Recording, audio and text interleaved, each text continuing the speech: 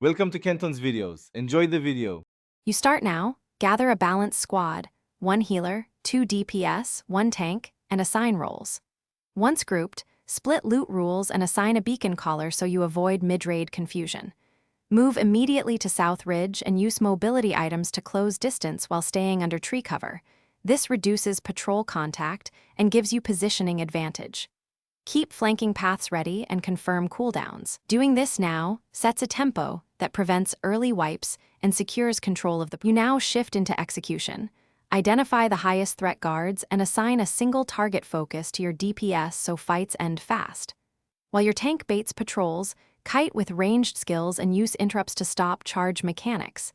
This minimizes burst windows on your healer. Once a patrol is down, sweep for any hidden spawns, then move as a unit to the gate. Don't split. Place a decoy or temporary block at the entry, so you can disengage cleanly if reinforcements arrive. You finish the raid by executing the boss patterns.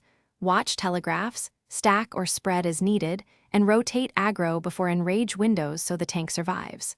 Once the boss falls, have one designated looter grab the chest while the team holds choke points. This prevents wave interruptions.